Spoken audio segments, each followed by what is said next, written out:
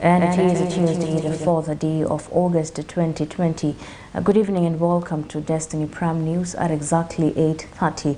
My name is Joyce Obure. Of course, on to first story. Meru County Health CEC Mr. Meshek Metuma, together with other officials from his department as well as others from Finance Department, have had a meeting with the Budget Committee in the County Assembly to explain the expenditure of funds set aside to help fight the coronavirus pandemic. Metuma asked the County Assembly to increase the budget since the fight demands more funds every other day, adding that the funeral cost for a person who has died from COVID-19 totals to at least 100,000 Kenya shillings.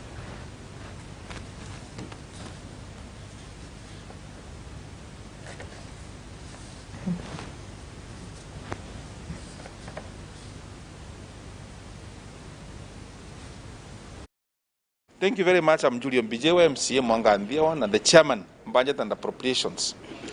Today here we have our CEC for Health, Bwana Mutuma, and his entire team, and we are also the Department of Finance, and also our members of the Budget and Appropriations Committee.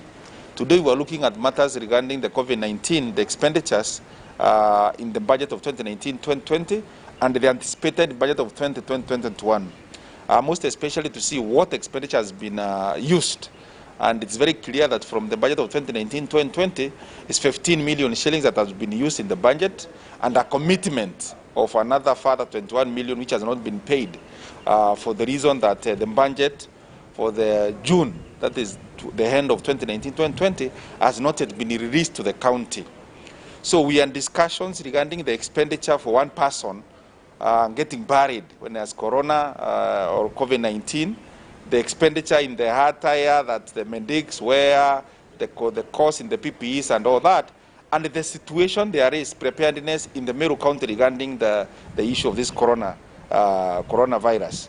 I'm happy that even Waziri has also indicated that there is a bed capacity of 402 in Meru County, which maybe you will be putting clearly.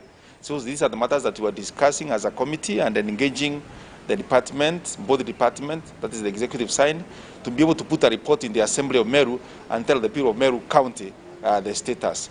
Maybe finally is the issue of, we also wanted to know the preparedness of Meru County on this matter of the COVID-19, so that people can not be living in a fear that of the situation there is now. And since we have the Waziri here for Health, who is better versed with this matter, I will ask him maybe to clarify certain issues, a few things, and then any other question that you want us to respond to, then we shall do exactly that. But I also appeal to the national government. Even as of now, the release of the monies for June has not yet reached the counties, including Meru, the tune of 30 billion across the country, and 691 million to Meru counties, particularly for Meru counties, 691 million. This, I want to put it clear that this one is not pegged on the budget of 2020-2021, what is being discussed by the Senate. No. This one is purely from the National Treasury to release to the counties. So we want this money like yesterday, because so far the counties are grinding to an halt, including Meru County. We had a good meeting with our county assembly budgetary committee. They wanted to know how we are spending money allocated to us to fight COVID-19. We have explained that one very well. They also wanted to know about how we are preparing to handle COVID-19, and we have explained.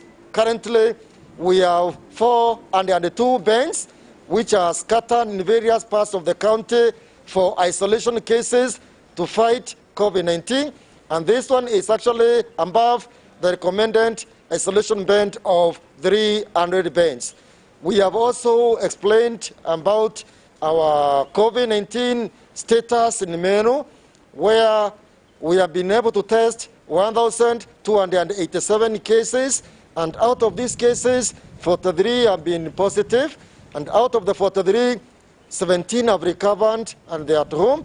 And out of these ones, 3 have died, and out of the 3, 2 died before undergoing the test. It's only one who died after undergoing the test. And out of those other remaining 23, 3 are on home-based care, and the other 20 are in our various isolation centers being attended by our doctors.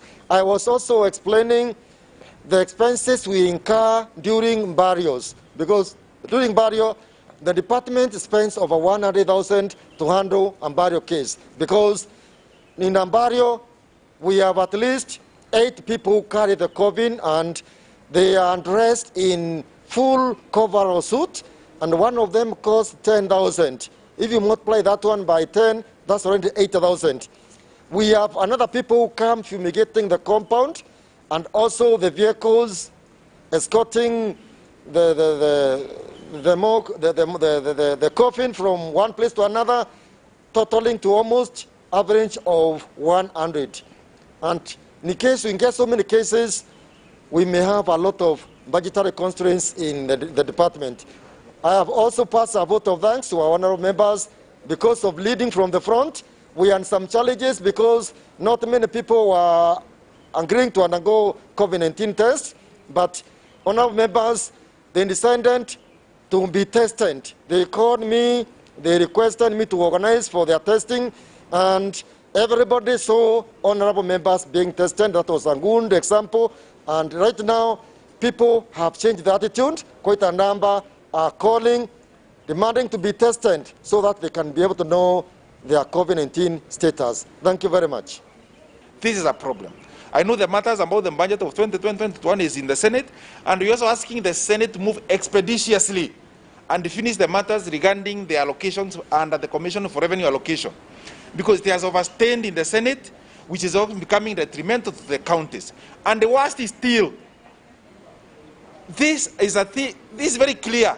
Even if the money was released as it has been put in the Senate, there is what is called equalization fund for any counties that are marginalized, are given these other funds.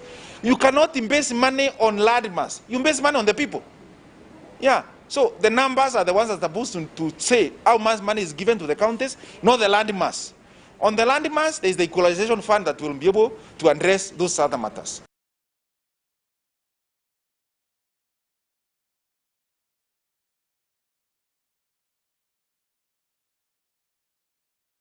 And moving on, Meru County Majority Leader Honorable Victor Karithi has told off Ruiri Rorera MCA Honorable Peter Mutuma Kalembe, citing that he is constitutionally mandated to be the leader of majority and not to unite the whole assembly, as some MCAs claimed.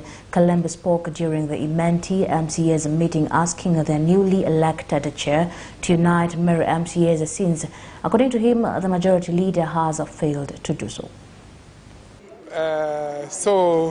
Nilipata habari kuna kiongozi mmoja wa pale Ruiri Rorera mmekuwa na vitisho hapa na pale kuzungumza maneno tofauti, na ni vizuri kusisitiza kwamba mimi kama kiongozi sitakuwa na wakati wa kujibishana na maneno ambaye haina mwelekeo, lakini ningependa kusema ya kwamba tunaunga mkono the new deputy speaker.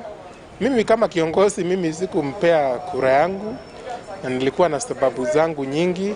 Ni kiongozi ambaye ni mkakamavu sana, ambaye huwa anafanya kazi vizuri, kama akiwa pande ile ingine maswali mengi, na huwa analeta debate na kuwa na joto kidogo. So nilikuwa naonelea kwamba akiwa amekaa pale kwa kiti ya speaker, ni kama kidogo kunaweza kuwa na ile talenti yake ambaye ni ya maswali mengi, na kidogo inaweza pata pigo.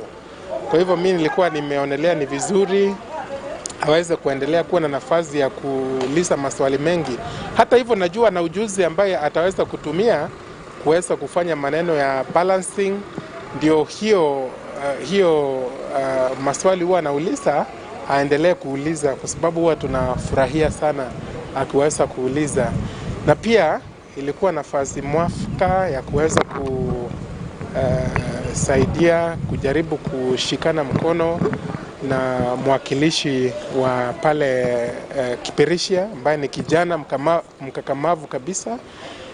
Na kwa kila uchaguzi lazima kuwa na yule ambaye ana shida na yule ambaye anashindwa. Kwa hivyo, kwa yule kiongozi ambaye hakuweza kufanikiwa, there is always a next time. Si lazima kila wakati mtu akienda kwa mashindano aweze kushinda, na tutashirikiana zote tuendelee kufanya kazi vizuri pamoja. Na mimi kama leader of majority, kazi yangu si kufanya kazi na kila mmoja, hapana. Kuna minority leader na kuna majority leader. So lazima kwa debate kuwe na wale wanapinga na wale ambao wanakubali. Kwa hivyo my role as a leader of majority does not include uniting. Mimi si padri, mimi si askofu. Kazi yangu si kufanya maneno ya watu, kuleta watu pamoja. Tuko kwa siasa na tunajipanga, na wakati ukifika wa siasa tutachapa siasa sawa sawa. Turkana Governor Nanok has urged the Senate to consider counties with less development when debating on the revenue allocation formula. Zote zingine zimeongezewa pesa, zingine kama yangu ya Turkana pesa imepunguzwa kwa njia kubwa. Lakini saa hii tuna hiyo utetezi, kwa maana nchi ya Kenya na rasilimali ya Kenya ni ya Wakenya wote 47 na ni ya ardhi ya Kenya yote. Iwe ni wapi, kuna jukumu ya rasilimali ya Kenya na serikali ya Kenya kuhakikisha wamepeleka uwezo katika kona zote ya ardhi yetu. Na kama area kama hii tunasema ambayo iko mashamba, na mgao wa pesa ilisema hakuna mashamba, wataweka pesa mali mashamba iko. Tutafunguaje area kama hii ambayo iko na potential? Kama haiwezi weko pesa, igawiwe pesa kama kule Tanzania mali kuna mashamba. We must look at allocation of resources where there is a potential also to grow. Kama eneo hii tukisema ni kupatia nyinyi mashamba wote, na pesa ya mashamba already imepewa mahali mashamba iko, tutafunguaje area hii ambayo inahitaji mashamba?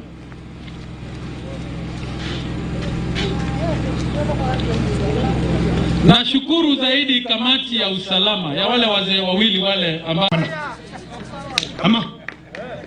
nasikia kuna kitu naitwa BBI sasa ifunje hii term limit. Nanok aendelea ama asiendelee? Ni Mangalana aendelea ama asiendelee? Na mimi ni permanent, sitoki hapa.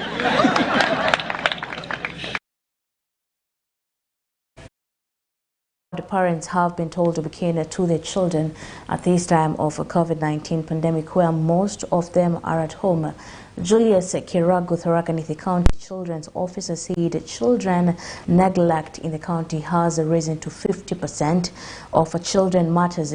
He said negligence associates other forms of child and sexual abuse to most teenagers.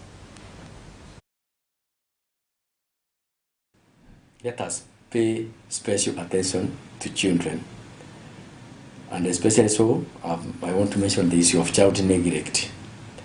Please, all careholders of children, or caretakers, parents, guardians, let us take our roles very seriously.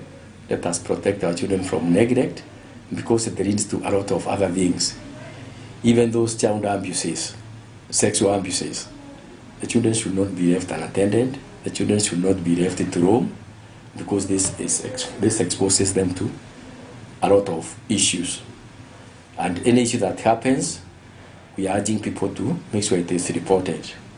We have community structures, the child protection volunteers, the nyumba kumi, the village elders, the chiefs, the teachers, so that no issue is swept under the carpet. Nobody should even think about it, because it is something that the government inasema kumulika, especially with the order of the president, imemulikwa namna hii. So my urge is that kama kitu imepitwa na wakati imepi, after all culture, kwani culture ilianguka kutoka mbinguni? Culture si ni watu tu wana develop. So hiding behind culture will not be a safe haven, and it has never been. It will not, and it has not been a safe haven. Section of Laikipia leaders from Mount Kenya region have endorsed Peter Kenneth for presidential candidate as succession politics evolve. The leaders described Kenneth as an experienced leader who can unite and spearhead negotiations in succession politics to ensure the region benefits in the next government. In the recent past, we have seen a lot of politicking in Mount Kenya region in regards to who is bold enough to fit in the shoes of His Excellency the President Uhuru Kenyatta as the region kingpin when he leaves office come year 2022.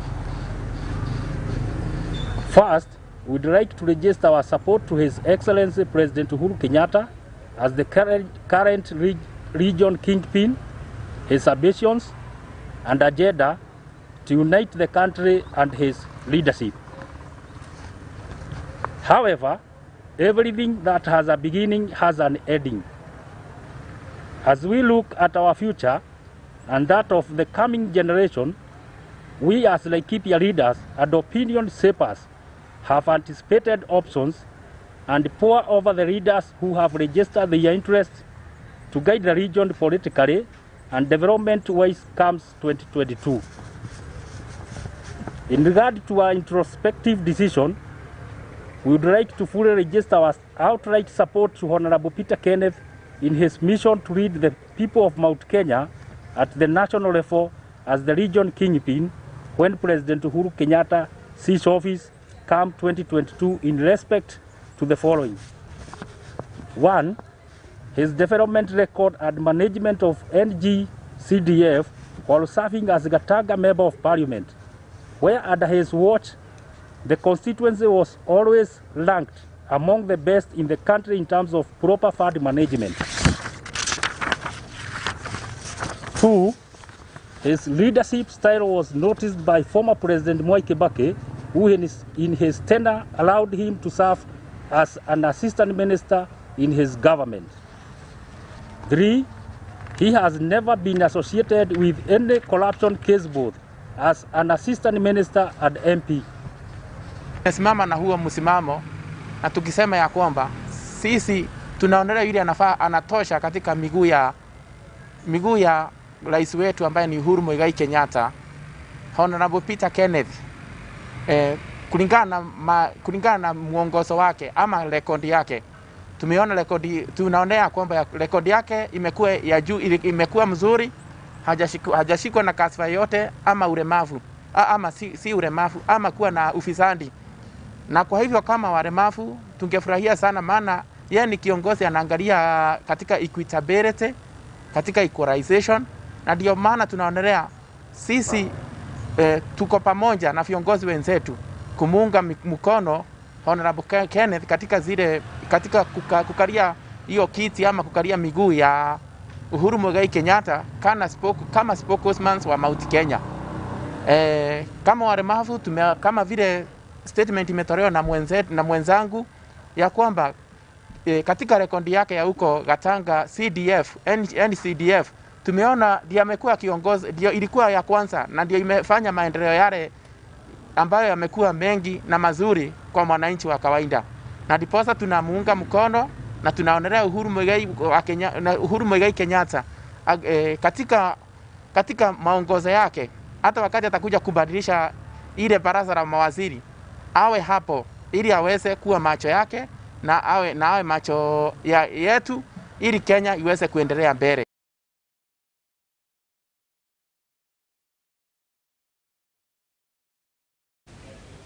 And that story wraps up the bulletin tonight. Thanks for always keeping it Destiny Television. My name is Joyce Obure. Enjoy the rest of your evening.